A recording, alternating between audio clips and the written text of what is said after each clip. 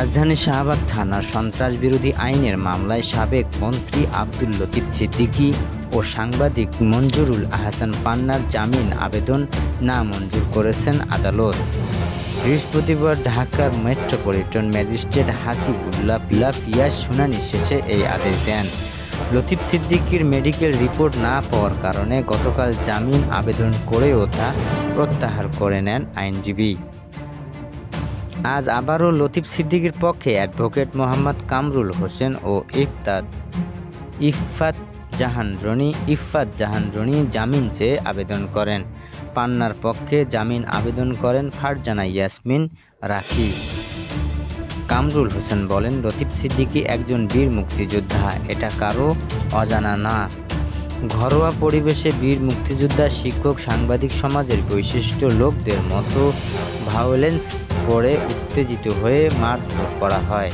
তিনি কিন্তু আওয়ামী লীগের আমলেও জেলে ছিলেন।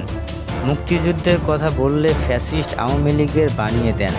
তাহলে কি মুক্তিযুদ্ধের সব অর্জন আওয়ামী লীগেরই? অনেক দল, অনেক মুক্তিযোদ্ধা আছে। 87 বছর বয়সের একজন লোক, তারা ছাড়া তিনি অসুস্থ, তার জামিন প্রার্থনা করছি। শুনানি শেষে আদালত তাদের জামিন নামঞ্জুর আদেশ দেন। প্রসিকিউশন বিভাগের এসআই জিন্নাত আলী এ তথ্য নিশ্চিত করেন।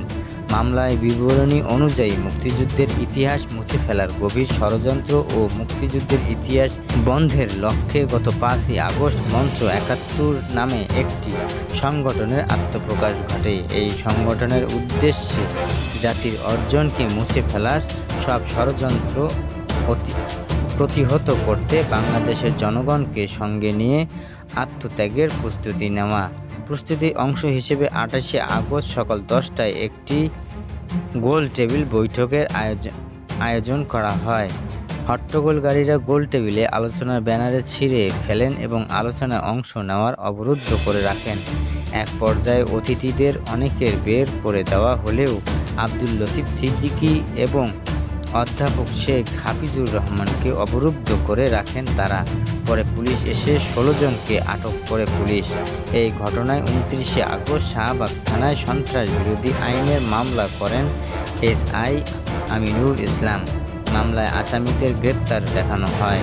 অপর আসামিরা হলেন ঢাকা বিশ্ববিদ্যালয় আইন বিভাগের অধ্যাপক শেখ হাফিজুর রহমান কার্জন, গোলাম মোস্তফা, জাকির হোসেন, মোহাম্মদ তৌসিফুল বাড়ি খান, আমির হোসেন সুমন, মোহাম্মদ শফিকুল ইসলাম দেলোয়ার, আবদুল্লাহিল কাইয়ুম, কাজী এটিএম আনিসুর রহমান বুলবুল এবং মোহাম্মদ